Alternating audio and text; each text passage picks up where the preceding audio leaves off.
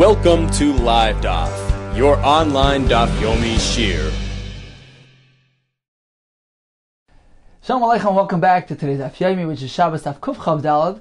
We're at the Mishnah on Amud Aleph, 15 lines from the top. Before we resume our discussion regarding the sugya of muktzah, which is very deep and all-encompassing, perhaps it would be great just as a small introduction to go through the words of the Rishonim. We discuss the background, the basis for the Isser of being metaltal muktzah.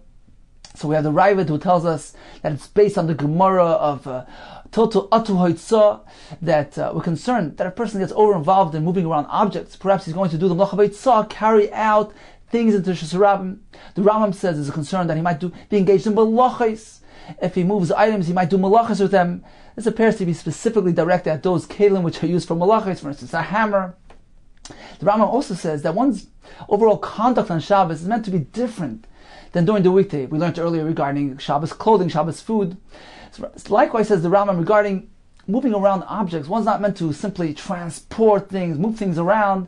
One's meant to be restricted and limited in his interaction with objects. Therefore, the Rambam concludes that one could only move kelim hatzorech lei, utensils, kelim that he needs. Obviously, this is in addition to food and drink. But when it comes to objects, kelim, that's one condition, it has to be a kli, and tzorech lei, he needs it. It's performing a function. It's filling a need. Now, we have different categories of muktzah. So if these two things are requirements, it needs to be keli. So that rules out those things which are not considered to be utensils, random objects, pebbles, stones, pieces of wood, broken kelim. Those are off limits completely.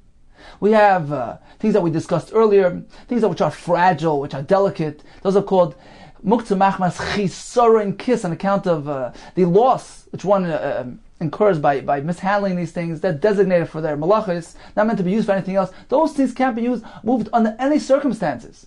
Then we have things which are malachte le'isser, which are designated to be used for malachos. A hammer, for instance, we know it in the Mishnah, one can use it to crack nuts. So the klisha malachte le'isser is another category, and then we have klisha malachte le'heter, of course, something which is designated for permissible use.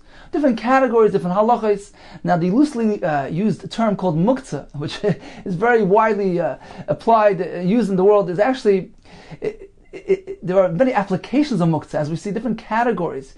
So that term muktzah is loosely used and applied in all circumstances. But as we see, there are different categories, there are different levels of muktzah. There are some things which are off limits completely, like the stone, the pebbles. Then we have the tools which are malachti l'issa, which can be, we call it muktzah, but really, it can't be used if it's l'tzarech, if he needs it to crack the nut.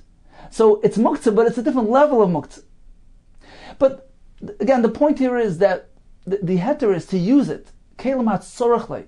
He's not merely meant to transport things. So if he doesn't need it, he's merely transporting it. That's not called tzorech lei. That's merely transporting. So that's the point. That's the formula that we need to apply to the upcoming sugya. Hopefully we'll have some clarity based on these words of the Rishonim. Begins the Mishnah. Kol ha-kelim nitalim, all kelim can be moved. We're speaking about something which is designated for permissible use. Malachte leheter. It can be moved l'tzorech, if it's for tzorech, filling a need. Shlo l'tzorech, even if it's not filling a need. They can only be moved l'tzorech, if he needs them. Rabbi Nechemia holds that a kli can only be moved l'tzorech tashmish hamyuchalei, for its defined purpose. The Gemara is going to elaborate on the opinions of Tanna Kama and Rabbi Nechemia. Before we begin the Gemara, the term l'tzorech needs a little elaboration. What does it mean for a need, to fill a need, a purpose, for the function? What does that mean? So we have three levels actually of benefit from moving an item. We have a direct benefit, a direct hana, which is called tzorech gufay. He's going to use the kli itself. Take that hammer and crack the nuts. That's a direct hana. We have tzorech mekaymai. He needs the space underneath this muktzah item. He needs to vacate the area. It's a hana. He's benefiting from it. It's some sort of use, but it's an indirect hana. It's an indirect shimush. He's not actually using the kli itself. He's moving it so he should have the space available. That's indirect. That's level number 2. Level number 3 is he's benefiting, but very indirectly. He's moving the kli simply to preserve it, to protect it. He's taking it mechamel etzel, from sun to shade. So there's no hana coming from the kli to him. He's benefiting because he's preserving his kli. He's sparing himself the loss. That's a different type of tiltal. So these are 3 different variations of tzorech, and the Gemara will discuss all 3 of them. Says the Gemara, my letzorech. What does the Tana Kama mean when he says he can move the kli letzorech to fill a need? My shaloi letzorech. What does he mean when he says shaloi letzorech? Amar Rabba. Letzorech means davar shemalachta leheter. We're speaking about something which is primarily used for heter use. So you can move it letzorech gufay. Letzorech means for the sake of the guf itself. He wants to use the kli itself directly. Shaloi letzorech is referring to davar shemalachta leheter. Letzorech mekoymai. You can move this same thing, this davar shemalachta leheter. Letzorech mekoymai, even if he's not directly benefiting from the kli. He's merely moving it out to vacate the space, to vacate the area. That is also allowed, but we're speaking about a kli shemalachta leheter. So going to Rabbah, the word letzorech means direct use. Shaloi letzorech, indirect use. And both are mutter when we are speaking about something which is malachta leheter, which is primarily being used for permissible uses, and therefore it is mutter. So that's what the Tana is referring to. Now, we imply from this that when it comes to something which is malachta le'isur, for instance, a hammer which is primarily used for malacha, we need to downgrade, we need to limit and restrict a bit more. V'davar shemalachta le'isur, there we have a distinction. L'tzoyrech gufayin. If he's using it directly, he's taking the hammer and cracking those nuts, yes, that's allowed. But l'tzoyrech mekoymai. But if he's merely moving it to vacate the space, vacate the area, he can't do that. Because according to Rabbah's approach, which is a more stringent approach than the approach of Rabbah, which we're going to see soon, Rabbah makes a distinction, differentiates between direct and indirect use. He says, well, when it comes to a kli, which is malachti leheter, it's inherently something which is mutter, then fine, move it, whether you need the kli itself, whether you need the space, that's okay. But when it's something which is designated for isser, then the only way you can use it is if he temporarily changes that designation. He redirects the purpose of the kli. He's going to use the kli itself for a shimush heter. He's going to crack those nuts with the hammer. But if he's merely moving it to vacate the area, he's not actually using the kli itself. The kli retains its status, its issa status. It's not considered to be standing to be used for this purpose. That's not the kelim atzorach. He doesn't need the kli itself. He's merely moving to vacate the area. Therefore, this is considered to be a kli aser. It still stands to be used for malacha. It's not oimed for this shimush. And therefore, it's muktzah. But when it comes to kli shemalachta leheter, then we don't have this restriction. It can be moved either for the sake of using the kli itself, tzarech gufay, or even tzarech mekoymai, because that is also regarded as somewhat a shimush here, and therefore it's mutter because we're speaking about something which is inherently standing to be used for heter. You don't even really change the designation of the kli. It stands to be used for permissible use, so you can move it whether he needs the kli or he needs the space. So this is the shita of the Tana Kama. Nechemi comes and he says, even something which is designated for heter, we are restricted. If he's moving it to use the kli itself, fine, that's its designated purpose. But if he's merely moving this kli to use its space, it's asur. Because according to Nechemi, we are even more restricted.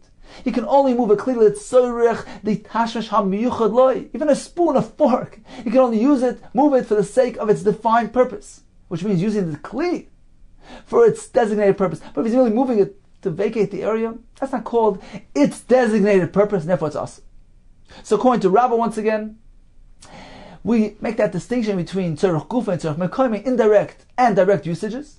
And therefore, according to Tana Kama, a kli shemalachta le'isur can only be used tzarech gufay, but not tzarech mekoymai. A kli shemalachta leheter can be used for both purposes. According to Nechemia, even a kli shemalachta leheter can only be used tzarech gufay. But a kli shemalachta le'isur, of course, cannot be used for any purpose because it's designated for malacha. You can't take the hammer, which is meant to be used for malacha, and use it to crack a nut. That's certainly not the designated purpose of this keli, and therefore it's off limits. So that's the opinion of Rabbah. Amalei Rabbah. So Rabbah challenged Rabbah. How can you differentiate between tzarech gufa and tzarech mekoymai? According to Rabbah, both are equal and the same. Tzarech mekoymai, if he's moving it to vacate the area, shaloi l'tzarech karsle, you regard that as shaloi l'tzarech. It's not filling a need. He's not using it. It certainly is. It's part of the use of the kli to move it for the sake of vacating the area. Just as using the kli itself is called tzarech, moving the kli, he needs to move it to benefit from the moving of the kli by vacating the area. That's also called a tzarech. So according to Rava, both things are equated. We can't draw a distinction between these two things. Elama Rava, The pshat in the Mishnah is as follows. When the Tanna Kamma begins and says the kli can be moved, l'tzoyrech, it means as follows. L'tzoyrech means davar shemlachta leheter. Something which is designated for heter can be moved for both purposes. Bein l'tzorech gufay, bein l'tzorech mekoymai, whether he needs the kli for itself or he needs the space, it's mutter. Shaloi l'tzorech, when the Tana says he can move it even shaloi l'tzorech, what does he mean? Afilu mechama l'tzeil. Even if he's moving it from the chama, the sun, to the shade, that also is mutter, because he's deriving benefit from this movement. That is also mutter. So according to Rava's approach, since it's a kli shemalachti leheter, it's inherently designated for heter, it doesn't need to change the status, the designation of this kli. So it can be moved for all these reasons. Whether he needs the kli, needs the space, or he's simply trying to protect this kli. However, when it comes to something which is malachti le'isr, okay, there Rav agrees there are some limitations because it's designated for prohibited use. So there, the only reason why he can move it is if he actually needs the kli. V'davar shemalachti le'isr, if he needs the kli or the space, it's mutter. Once again, we equate gufi and mekomi. They're both considered to be hana, benefiting from the kli itself. But if he's merely moving it from the chama to the shade, it's asr. Because since it's inherently designated for malacha, unless he actually changes that designation, he's benefiting from the kli directly, he can't move it. He can't just move it from chama l'tzel. He's more restrictive. Even something which is designated for heter, if he's moving it to use the kli or the makam of the kli, yeah, it's allowed. Because once again, according to Rava, both are considered to be direct hana from the kli, considered to be fulfilling the designation of the kli. But if he's simply moving it from the chama to the tzel to protect the kli, it's asr, because that's not considered a tashmish of the kli. He's not using the kli. He's not benefiting from the kli. Therefore, going to Nechemia, it's asr. So, in summary, we have a discussion between Rav and Rava on how to learn the Mishnah. We have a Tanna Kamma, we have a Nechemia. So, when it comes to a kli shemalachti leheter, so a kli which is designated for heter purposes, Rava says he can move it l'tzorech gufay, l'tzorech mekoymai. These are considered to be benefits which he's deriving from the kli. Rava adds that he can move it even mechamel itself to preserve the kli. This is an inherently mutter kli, so you can move it even for that purpose. When it comes to kli shemalachti le'isr, Rava says he can only move it l'tzorech gufay. If he's using the kli itself, or if he's merely deriving incidental benefit by moving the kli and vacating that area, l'tzorech mekoymai, that's not sufficient enough of a use to allow this kli shemalachti le'isr. Rava says l'tzorech gufay, l'tzorech mekoymai, on the same boat. We don't differentiate between two things, and both are considered to be an adequate, sufficient use of the kli, which allows even a kli shemalachti le'isr to be used for these purposes on Shabbos. When it comes to Nechemia, so it depends. The kli shemalachti leheter, according to Rabbi, could be used l'tzorech gufay, because Rabbi, once again, he considers a direct use of tzorech gufay as the primary use of the kli. And according to Nechemia, only the primary use is allowed. Whereas according to Rava, he equates the actual use of the kli with the use of the space of the kli. They're both considered to be just as important. And therefore, even according to Nechemia, he may use the kli shemalachti le'isr for both of these purposes. When it comes to the kli shemalachti le'isr, all agree that can't be used on Shabbos in all situations because it is designated for malacha. You can't use it for a different purpose. Now, as we pointed out, a thing which is not a kli at all, for instance, a rock, or a piece of wood, a broken kli, certainly according to all shittas, is off limits. It's not a kli. It can't be used for any purpose. And likewise, a kli sheyesh by chesaron kis, these fragile, delicate items where a person sets them aside and only uses it for its defined purpose, for its defined malacha, that's also off limits on Shabbos and cannot be moved under any circumstances. We're going to see actually in the upcoming Gemaras a discussion about these two categories. Continues the Gemara. Yosef Rav Safra. So Rav Safra was sitting, Rav Acha bar Huna, together Rav Acha bar Huna, Rav Huna bar Chinana. So all three were sitting, V'yosef Karmi, they were sitting and saying, we have a kasha. L'Rabba, Ali with Rav Nechemia, according to Rabba's approach in Rav Nechemia, who says that even a kli shemalachti leheter, for instance, a bowl, a plate, could only be moved l'tzarech gufay, right? According to Rava, we differentiate between direct use, which is allowed, and indirect use, which is not allowed. So according to Rava, in Rab Nechemia, hani ka'ares, these plates, these bowls, after one's finished using them, heichem metal. How do we move them? Although they are malachti leheter, but once he's finished using them, he simply wants to empty the area, vacate the living room, vacate his table. How can he move them? L'tzarech mekayma. Amar Rav Safra midi dahava grav shalrei. There's a special exemption called grav shalrei. We had this earlier. This utensil, this utensil that has waste inside. So on account of its repulsiveness, offensiveness, the Chacham allowed it to be moved on Shabbos. So these bowls, these plates may be removed from the dining room on account of their offensiveness. So this is a special reason, a special heter that allows moving these things. Amalei Abaye l'Rabba. So Abaye asked the same kasha. He asked it directly to Rabba, however. Lamar, meaning master, you. According to you, according to you, in Rabbi Chemia's shita, hani ka'aris heichem taltalinlu. These ka'aris, how do we move them? Amalei Rav Safra, Chavrin, Rav Safra, our friend, he already answered. Terguma, he already explained midid ahava grav sharei on account of the halacha of grav sharei. So we equate the two things, and just as that can be moved, these can be moved as well. Eisvi Abaye l'Rava. Now Abaye asked a kasha on Rava from two halachas. Rava again says that a klisha malachti l'isser can be moved l'tzarech gufa and l'tzarech mekayme. Right, according to the Tanakama, we equate gufa and mekayme, and it can be moved for both reasons. Says Abaye, what about the following brayse? Meducha. This is the mortar that we discussed yesterday, which is a klisha malachti l'isser. It's meant to be used for malacha.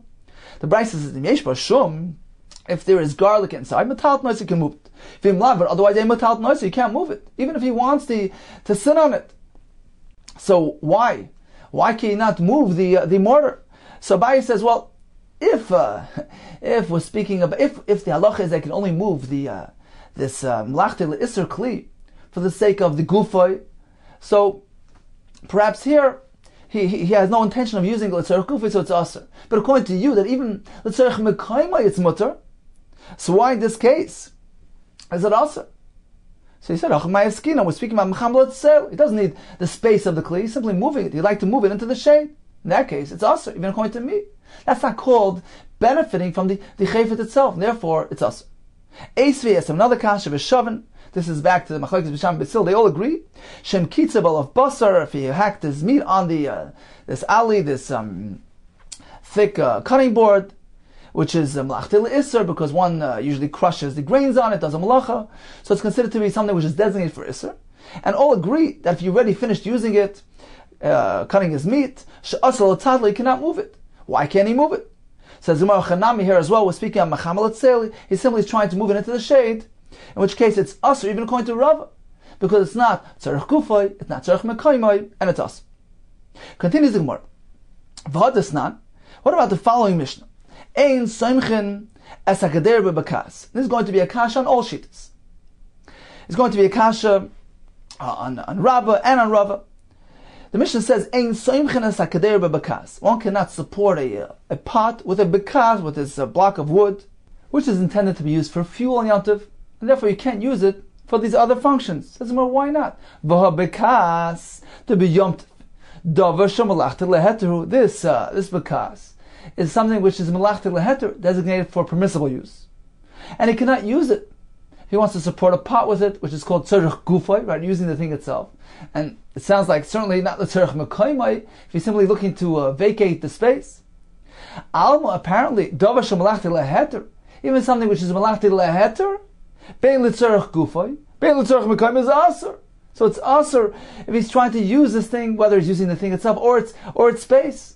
So this is a kasha, because all agree, Rabba and Rava both agree, that at least according to the Tanakama, one can move a klisha mlachta heta for these purposes. Says the Gemara, you know what the reason is? Although we're speaking about Yom Tov, when this thing is mlachta leheter, because you can burn it on Yom Tov, hasam nahainu time over there. You know what the reason is? Given the b'Shabbos, dava shemlachta leisur, since on Shabbos this piece of wood is considered to be mlachta leisur, right? Gzeira Yom Tov Atu Shabbos. The Chacham employed a Gzeira, and they prohibited on Yom Tov Atu Shabbos, lest they come to do this on Shabbos as well. So they made a muktzah on Yom Tov. You can only use it for actual fueling purposes, but you can't use it for other purposes to support the pot, etc. Says the Gemara, 1 second, if you'll say Shabbos Guvay Tishtari, even on Shabbos itself, it should be mutter to move this bakas. If you want to use it, why? Because even something which is mlachti le'isr, l'tzoyrech gufay, u'l'tzoyrech me'kaymay, shari, one can use it if he wants to. One can move it if he wants to use the thing itself, and also tzorech me'kaymay according to Rava, right? So if on Shabbos itself is mutter, so why would you say on Yom Tov is aser on account of Shabbos? Says the Gemara, Hanimili. This is only heichadika teres kli alav. When the thing has a status of a clear utensil, for instance, that hammer, one can use it to crack nuts. When the thing does not have the teres kli on it, doesn't have the gather, it's not status as a kli, such as this piece of wood, this log, loy, certainly in that case, on Shabbos, it is totally off limits. And therefore, on Yom Tov, the Chachamim applied a gzeira, did not allow its use, on account of Shabbos. Says the Gemara, Migaz Rinon. Is that the case that we make an Isser on Yom Tov on account of Shabbos? V'atanan. Haven't we learned in the Mishnah? Ma'ashilin peiros derech aruba b'Yom Tov. One has produce sitting on his roof and he sees a storm approaching. He sees it's about to start raining. So he wants to get his peiros into the house. Says the Mishnah, he can. On Yom Tov, he can be ma'ashilin peiros derech aruba. He can toss the peiros through the aruba, through this hole in the roof, the skylight. So you can do so on Yom Tov, but he can't do that on Shabbos because it's tircha, it's exertion. So even though he's trying to protect his property, that's not allowed. But on Yom Tov, it's allowed. So we see there's that distinction between Shabbos and Yom Tov. And we don't say on Yom Tov is asur on account of Shabbos. Says, do we not make a gzera? V'atanan, we have a Mishnah which seems to tell us that yes, Shabbos and Yom Tov are meant to be equated. There's no difference between Shabbos and Yom Tov, only concerning matters of food preparation. Apparently, doing a tircha, such in this case, as he's picking up these pears, putting them through the roof, which is an exertion, he cannot do that on Yom Tov, just as he can't do it on Shabbos. So you see that we do make an Isser on Yom Tov as on Shabbos. We equate the two things. Says the Gemara, Omar of Yosef, Loikash. It's not difficult. These two Mishnahs, which seem to contradict each other. The Mishnah which allows the Tircha on Yom Tov and not on Shabbos. And the other Mishnah which seems that to tell us that when to equate Yom Tov and Shabbos, they reflect two different opinions. Hor Rabbi Lezer, Hor Rabbi Shua. These two Mishnahs reflect different opinions. One Rabbi Lezer, and one's Rabbi Shua. Let's see. The Sani is one to the Bryce. Oisev es benoi. So this Bryce is discussing doing Tircha on Shabbos, exerting himself on Yom Tov, So if we have the Oisev es benoi, this mother and son animal that fell into a bar, it fell into this pit. And as we know, one cannot slaughter, it can't be shoichet, a mother and any child in the same day. So he'd like to bring up the animals from his bar. What can he do? Both of them are not fit, are not suitable for Yom Tov. It's either one or the other. So what does he do? Reb Lezer Omer, Malas Rishon Amnas Shoichtoi B'Shoichtoi. He brings up the first one, schleps it out of the bar, with the intention of being sheichet, and he shechts it. That's it.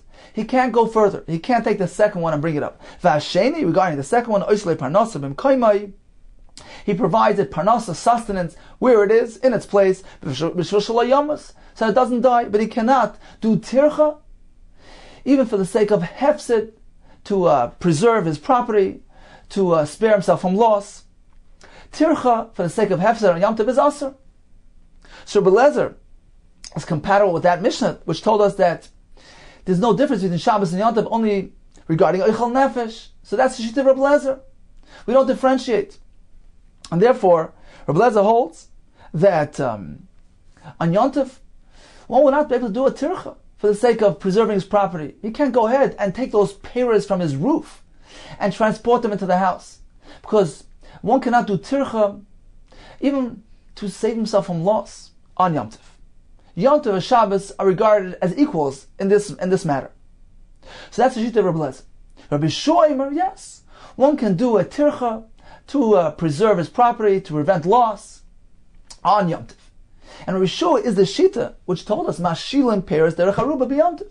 That on Yom Tov specifically, the Chacham allowed tircha for the sake of preserving his property. Rabbi Shua Eimer, Malas Rishon, Amnas L'Sheichta. He can bring up the first animal and present himself as if he's going to slaughter it. Ve'ein Sheichta. He decides, I don't want to go ahead and be sheichet it. Umarm, and he pretends, Umalas Hasheni, and brings up the second one. Now he has two animals, he has a choice.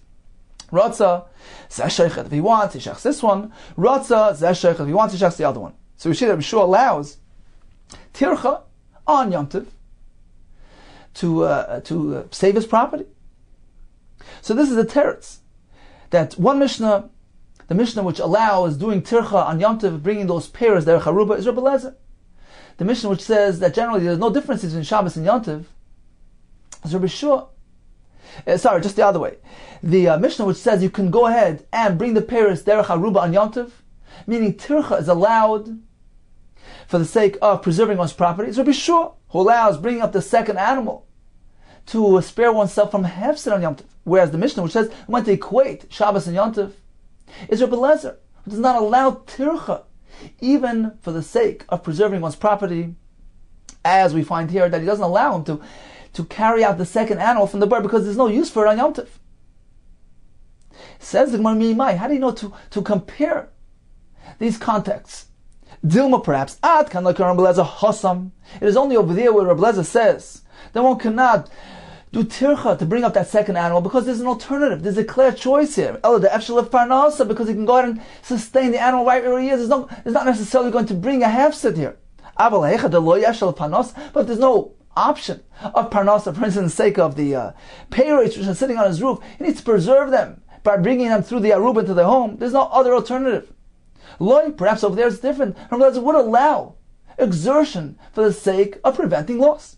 Inami, alternatively, Adkan like Amar Bishua Hossam. It is only over there by the animals where Bishua allows bringing up both animals because he can do it in a way of harama, pretends. It looks like he needs it for Yom Tov, so since he's at least outwardly demonstrating that he's conforming with the guidelines of Yom Tov, he's doing it for the sake of Yom Tov, it appears that he's doing it for the sake of Yom Tov, Chacham allowed because it's a situation of hefsid, so they allowed it. But if harama, pretense is not an option, it's not part of the equation, he's going to carry those peres and be matriach himself to bring them to the house, there's no pretense there whatsoever. Perhaps over there Yeshua would not allow. So there's really no justification to compare and to attach both of these contexts to each other. Perhaps they're unrelated. The discussion of the Oisev as B'nai fell into the Bur is unique, has its own factors which are unrelated, unconnected to our discussion at hand. Says the Gemara, Elamar Papa.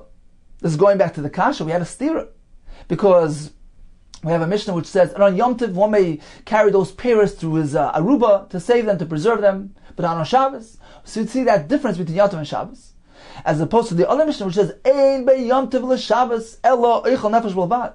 There's no differences between Yom Tov and Shabbos, only when it comes to preparing food, which seems to imply that one cannot do a tircha on Yom Tov, which is something which he wouldn't be able to do on Shabbos. So how do we reconcile? How do we resolve? So we tried Rebbe Lezer and Rishua, it didn't work. Amar Papa Kasha, it's not a kasha. Ha Beis Shammai Beis Hillel. One is Beis Shammai, one is Beis Hillel. This is not as we learned in the Mishnah. Beis Shammai, Ein moitzin es hakoton ve'salulav ve'sefer Torah l'shus rabbim. On Yom Tov, one may not carry out a katan, a lulav, a sefer Torah. He could only do it for the sake of eichel nefesh. If he needs to carry food, it's for the sake of food. But other items cannot be moved on Yom Tov, cannot be carried out Shus Ram on Yom Tov. Ubesil Matirim, they allow even these types of objects. This is discussed, the reason is discussed in Mesechus Beitza. In any case, we see that it seems like Beis Shammai equate Shabbos and Yom Tov. They say when it comes to carrying, one cannot carry on Yom Tov all these types of items, just like he can't do it on Shabbos. And they still differentiate. They say, well, all on Shabbos he can't carry out, but on Yom Tov he could.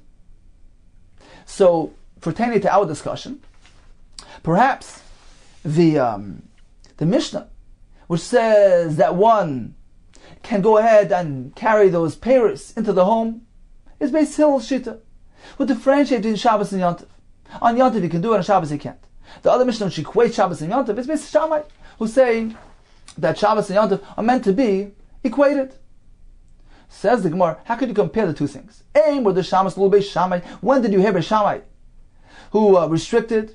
That's only when it comes to Haitzah, carrying out, which is Lacha de Hiraisa.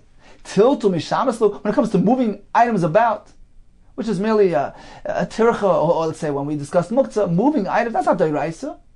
How do you know that there as well, they would say it's Asar and Yontif, just like Shabbos, that they would equate Shabbos and Yontif? Says the Gemara, the tiltul gufa, tiltul itself, moving items themselves, that's also lav mishum haitzah, is it not because of haitzah? As Rashi explains in Gemara Beitza, that the reason why the Chachamim prohibited moving things on Shabbos Muktzah is so that a person doesn't come carry it out. Do the machav haitzah. So two things are very much connected. In order to carry out, you need to first move things around. That's the beginning of the process. So two things are interrelated, interconnected. And as Rashi says, if a person will be mezalzel b'tiltul, he'll go ahead and just carry haphazardly mezalzel b'yitzah, that will lead to a zilzal, to a disregard for yitzah as well. So two things are very much connected and related. And therefore, indeed, it's very compatible with Beis Shammai and Beis Hillel.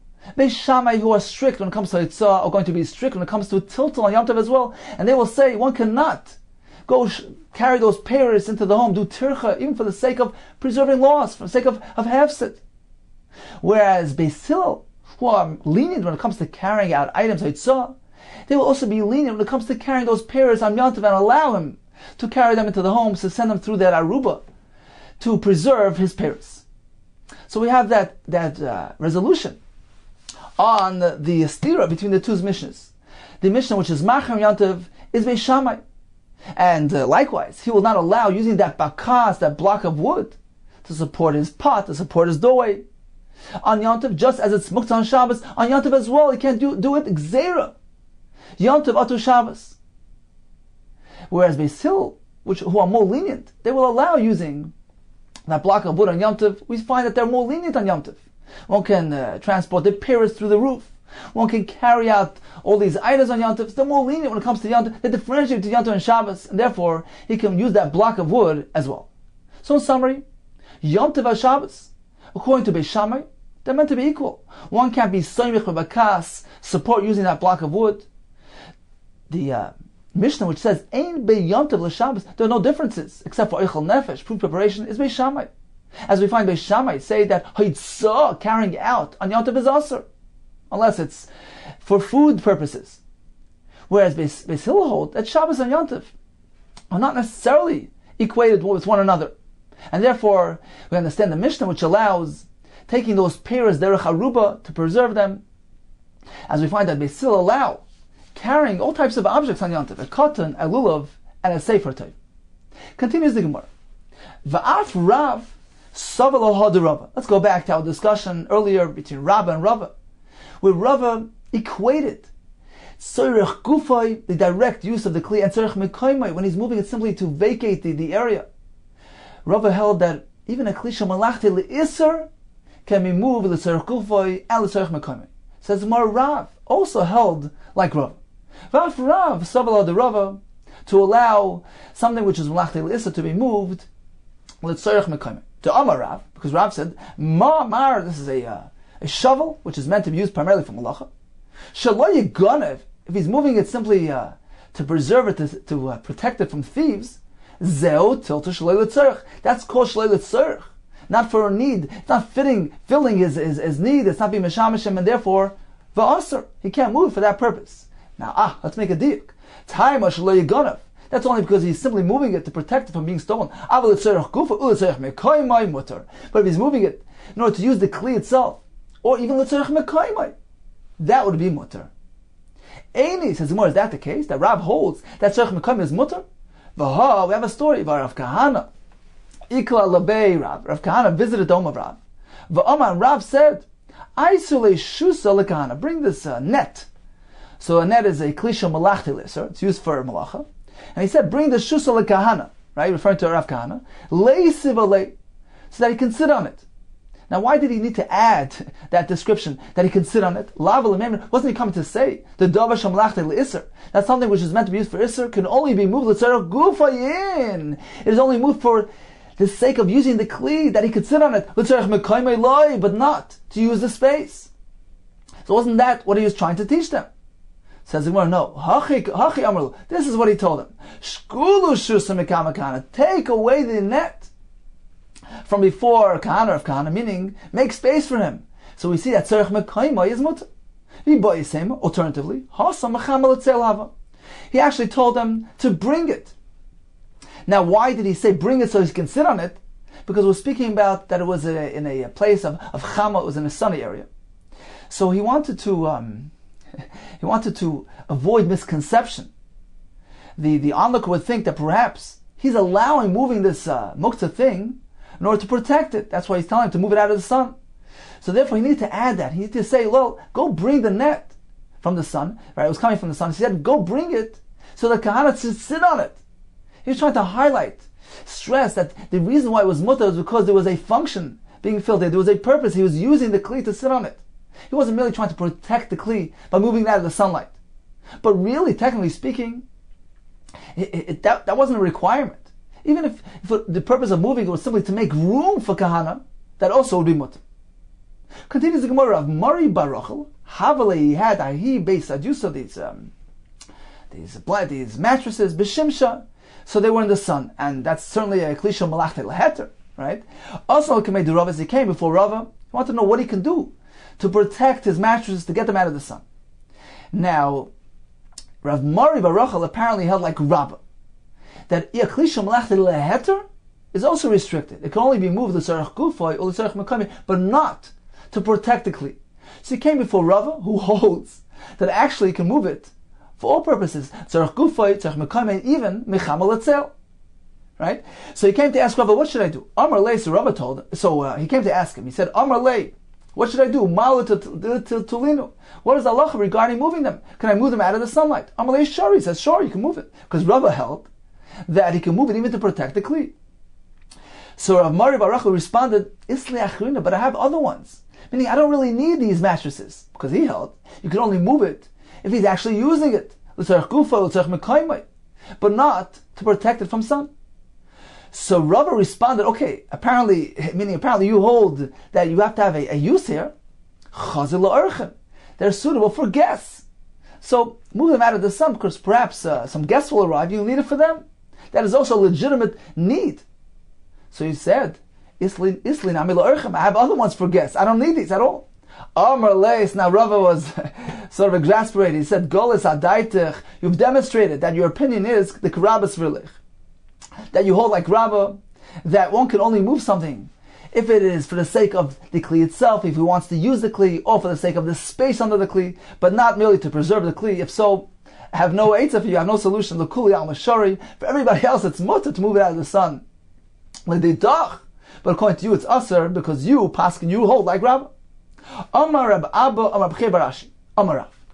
Machbeda Shemulsa, these brushes made of fibers used to clean off the table, mutal taltlum, but Shabbos. One can move them on Shabbos. Aval shel tmaraloi. But the broom is made of palm branches, which are used to sweep the floor. Now generally their floors was of earth. So therefore sweeping those floors was a malacha. Ashvuya gumas, right, straightening out those pits in the floor, it's a malacha. So therefore, this kli, this broom, is a kli shemlach l'isur. Reb Lezer Omer, ashal tmara, even the ones made of tmara. Says, what's going on? What are we speaking about? Does he need the kli? L'tzarech gufa, he needs the kli itself. Or l'tzarech mekayim, he needs to have the space.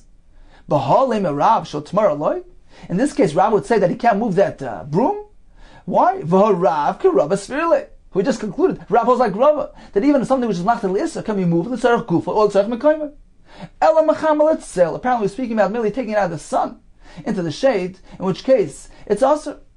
Says the Gemara, if so, Bahal Lema Reb Lezer, Av Shal Tmara. If that's the case, why would Reb Lezer say that even this palm broom, which is a Mlachta L'Isser, can be moved into the shade? Nobody holds that you can do that. Says the Gemara, certainly we're speaking about moving from the sun into the shade. Ema say, V'chein Reb Lezer. Indeed, Reb Lezer concurs with Rav that one cannot move it. Mechama L'Tzel. Continues the Gemara. Kol HaKelim Anton B'Shabbos. So all the kelim which can be moved on Shabbos, what if they crack up, they break apart? Shivrayim nitol nimayim. The broken pieces can be moved likewise. Just as the kelim can be moved, the broken pieces can be moved. Ubavad, provided that they're still functioning, right? Because we mentioned earlier something which is useless, a broken kli, a piece of wood, a pebble. That's not a kli, right? The Rambam says only a kli can be moved. So these broken pieces need to be performing some sort of function, need to be suitable for something. Ubavad, provided that they can do some sort of partial malacha. They're suitable for something. For instance, shivrei areva, the broken pieces of the areva, this bowl used to knead dough in it. Some say it was made of wood. So this piece of areva lechas ben piachavis, to use it to be mechasa as piachavis, the opening of the barrel. Shivrei schuches, what about broken glass? Let's say a container breaks apart. So those need to be useful for lechas ben es piapach, to cover some sort of container. So you don't need such a large piece like the areva, because the areva was, let's say, if it was made of wood, so it was less valuable. So you need a larger piece to have value. But the schuches apparently was more valuable. So even a smaller piece, which is sufficient to cover up the piapach, is sufficient. So as long as it's serving some sort of function, it still has a status of a kli, and therefore it can be used on Shabbos. Rabbi Yehuda Omer, that's not enough. Bilvad, provided only if it can serve a purpose which resembles its original function. For instance, shivrei areva, the pieces of the areva, mikpa, that can be used to pour some of the soup in it, which resembles the dough which is used in the areva. V'shel schuches, a broken piece of glass, shemen, to pour into it some oil which resembles its original function. It was part of a container which was used for liquids. So you need to have some sort of resemblance to its original function. Otherwise, it undergoes such a drastic status change, and it is not allowed to be used on Shabbos. Continues the Gemara. When did this kli break? Before Shabbos or on Shabbos? Amar Yehuda, Amar Shmuel. Machlokes. This machlokes in the Mishnah, where Tanakama maintains that it's sufficient if this broken piece can serve any function, as opposed to Rabbi Yehuda, who requires that it resembles its original function. That's only shenishbur me'ever Shabbos, when it broke before Shabbos. So it came into Shabbos broken. The Mar Savar, Rabbi Yehuda holds, me'ein malachton in, only if it serves, it resembles its original function. Me'ein malacha acheres, but if it serves some sort of other function, that's not sufficient, because it underwent such a drastic change. That's considered to be muktzah. It's considered to be unsuitable, because it used to be a kli. Now it's just a broken kli. That's not regarded. That's not considered to be a kli, and it's muktzah. Umar Savar, Tanakam knows no. As long as it's somewhat functioning, afilu me'im malacha acheres, even if it's serving a different type of function, it's still called a kli. It's still functioning. So that's if it broke on Erev Shabbos. Aval nishbu b'Shabbos. But if it broke on Shabbos, so they broke apart on Shabbos and they came into Shabbos when they were whole.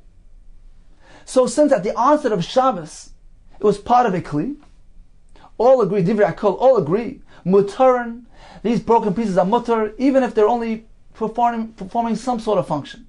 Why? Hoyel, since umuchon al gabe avian mutar. Since they were prepared as part of their father, meaning they were part of the original kli, they were one and the same, they were connected with the kli. At the onset of Shabbos, that determines the status of this kli. It's considered to be a kli for Shabbos, even if it breaks apart during Shabbos.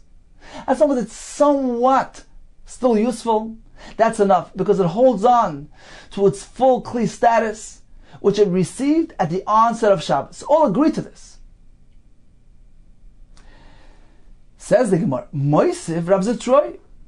We have a kasha from the following halacha. Masikim b'kelim. This is on Yontif. One may use kelim as fuel, because they're not muktzah. Vei masikim b'shivri kelim. But one may not use broken kelim as fuel. Let's analyze. The nishbur emas. When did they break? Ilema the nishbur erev Yontif. If these wooden kelim broke apart erev Yontif, why can't he use them? Eitzim ba'almaninu. They're pieces of wood which are prepared, they're designated to be used for fuel. And why are they muktzah on Yontif? On Yontif, one is meant to use wood for fuel. Elalav b'Yontif. Apparently they broke apart on Yontif. So since they broke on Yontif, then it's a new entity.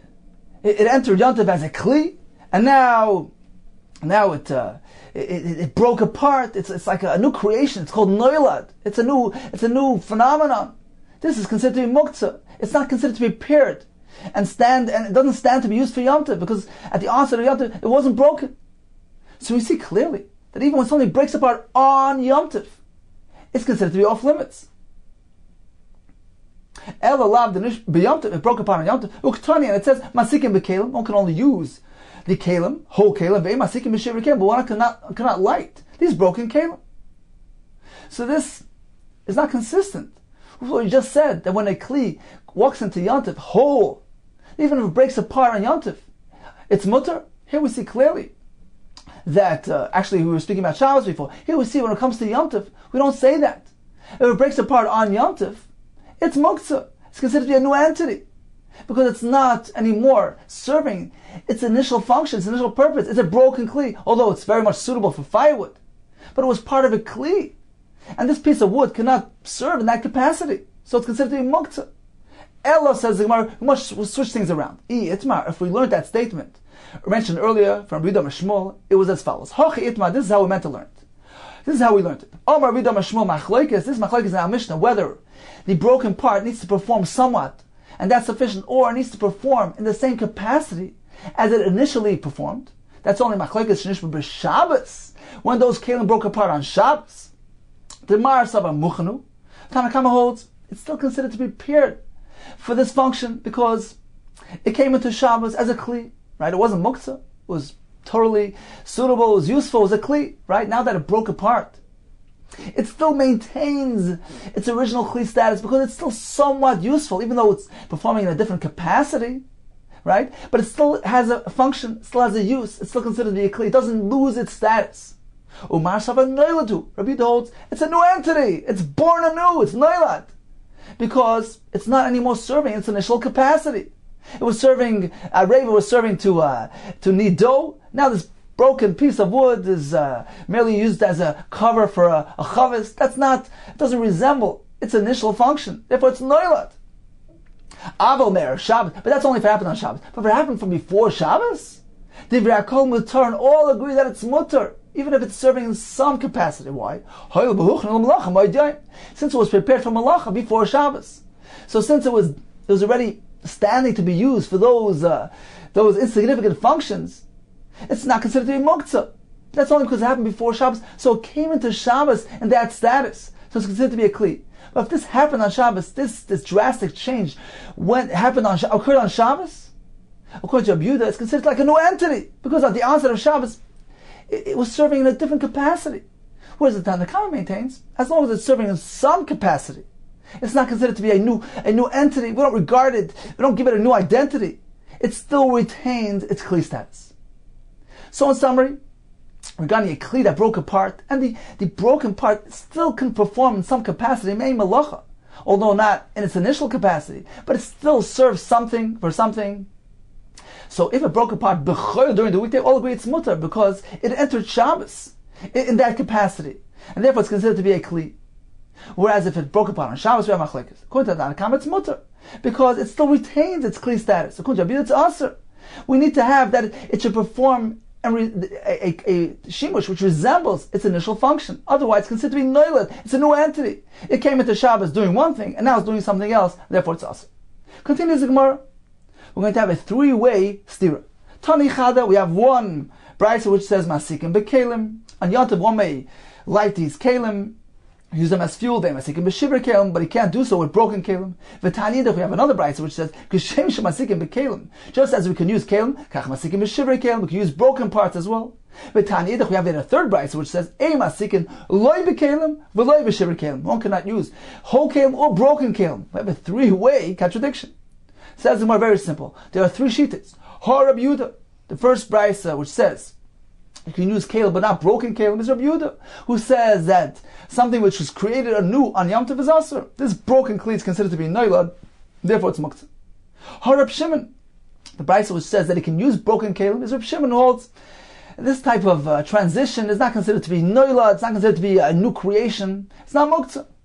Reb Nechemya, the third brayso which says you cannot use broken or whole kelim, is Reb Nechemya, who we mentioned earlier, holds that a kli can only be used for its specified, for its designed purpose, its designed function. Is a kli meant to be burnt as fuel? No. Therefore, it cannot be used. You can't use a kli, and certainly not the shivri kelim, which broke apart on Yom Tov, which are considered to be a new entity, a noilad, and therefore it's us. Omer of Nachman. Now we're going to discuss a case of muktzah machmas chesaron kis, something which may not be moved due to its value. It's designated for construction. Hani livni, these bricks, these shtayrim binyana, which were left over from the construction. Shari l'tiltolinu, one can move them. Why? The chazulim is galai, because they're fit to sit on them. They're not anymore serving the construction purposes. Shraginu, but then if you went ahead and you piled them up, you stacked them up, vada ektzina, certainly you set them aside for the next construction project and the muktzah. Omar of Nachman Mashmul. Cheres ktana. What about a small piece of broken pottery? Mutal tachal b'chotzer. If he's in a courtyard, he can move it. Why? Because he can use it. He can use it. There are a kalim there which he needs to cover, so they're not muktzah. Aval bekarmelis, but this piece of cheres is in a karmelis, an unfenced area, for instance, where it's not common to have kalim there that need to be covered. Loy, he cannot move this piece of cheres because it has no use. Rav Nachman the Day Omar, Rav Nachman himself says, I feel bekarmelis, even in the karmelis, one can move the cheres because perhaps he needs it to cover up a spit on the floor, because people linger around in the karmelis and sit down, so it's useful even in the karmelis. Aval b'shesarabim, in the shesarabim where people don't sit around, loy, it's serving no purpose, no function, and it's muktzah. So the location influences the status. V'rava Amar, the location has no influence. Afilu b'shesarabim. Even in shesarabim, it's not muktzah. If it's a kli, if you regard it as a utensil in a chatzah because it has function, it has use, it's irrelevant where you are now, karmelis or shesarabim, it's not muktzah. It doesn't lose its status. Va'az the Rava Tamei, Rava follows, is consistent with his opinion, as we have in the following story.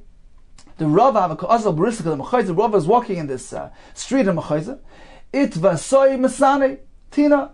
So his shoe or his shoes got dirty with tina, with mud. Va'asa shami. So a servant came along. Shakal chasbe, took this piece of pottery, this broken piece of pottery, become a chapele, and he was wiping, he was cleaning up the shoe. Rome be rabbanon kola. So the rabbanon there, they expressed, they loudly voiced their displeasure. How could you do that? It's muktzah. Hamar. So Rabba responded, why are you criticizing him? It's not enough that they haven't learned the halacha. Migmar, nami, megamar, they're going and teaching their mistakes. If I would be in a chatzar in a courtyard, would it not be suitable to be used to cover a kli? Certainly it would. Hachanami here as well. It's suitable for me, meaning since it has a din of a kli in a chatzar, it doesn't matter where we are. Even in shesarabim, it's not muktzah. Here as well, it's suitable for me. I'm using it, it's fine. Omar v'yuda mashmo meguvas chavis. If you have a lid of a barrel, shenekatata, so the chavis broke apart. Mutal tal b'Shabbos, one can move the lid, even though it's custom made for this chavis, but it's useful to cover something else with. Tanya mihachi, we learned likewise in the brayso megufa shenichtata nekatata. If you have a lid from a barrel which broke apart, the lid itself was shvareh on the broken pieces of the barrel, mutal tachal b'Shabbos, he can move it on Shabbos. He shouldn't go at lispos, means to smooth out the edges. He cannot do that. That's a malacha. That's makav patish. He's putting the finishing touches on the utensil. That's not allowed. If he's doing it l'chasas b'zakli, lispach b'kaber amita, he can't straighten it out nor to cover the kli, nor to lismech b'kaber amita, to support the legs of the bed, or for any other reason. He can't do that. That's a malacha. Now if he takes this broken piece and throws it into the garbage, asr, he can no longer use it. It's muktzah. Says the Gemara, why is it muktzah? Maskal Papa. Rav Papa asked, if that's the case, if one threw his garment into the garbage, you're going to see here as well, it's asr, it's muktzah? Certainly not. Papa. If he threw this piece of pottery into the ashpa from before Shabbos, then it's also because it's a piece of pottery which is arbitrary. He can decide that this thing is useless for him. It doesn't have any value. So he throws it into the garbage before Shabbos. By doing so, he negates its value, its kli status, and it comes into Shabbos valueless, considered to be a non-kli entity. And therefore it's muktzah. As opposed to the glima, which he throws into the garbage, it's inherently valuable.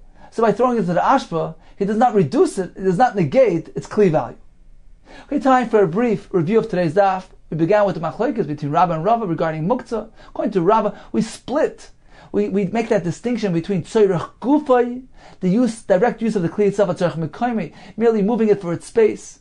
Rabba says when it comes to kli shemlach el iser, and likewise according to Rabbi Nechemi, even a kli shemlach el heter, it is only mutal tzorech gufay. According to Rava, Those two things are equated. Gufay and Mekayme are considered to be equal and the same. Rabbi even adds that a klishim lachti leheter can be moved min hacham al atzel to preserve it, can take it into the shade. We proceeded with the machlekes b'sham Mesil. Do we equate Yom Tov to Shabbos when it comes to certain things? According to Beishama, yes. According to Mesil, no. We had a kli that broke up, and the pieces are still useful somewhat. So if it happened during the weekday and it entered Shabbos in that manner, it's muktzah. It's considered to be designated for this purpose and use. And it's not muktzah. If it happens on Shabbos, according to Tanakama, it's muktzah. According to Rabbi, it's muktzah because it needs to serve in the same capacity, somewhat that resembles its initial function. We learned that one can be masikin, he can use as fuel kalim, but not those broken kalim that broke on Yom Tov. According to Rabbi Yehuda, that's noilat. It's also according to Rabbi Shimon. He can use the broken parts also. According to Rabbi Nechemia, you can't even use the kalim themselves because it's not its tasha sham yuchla, its designated purpose. We concluded with the story with Rav, who told us that a piece of pottery is not muktzah regardless of its location.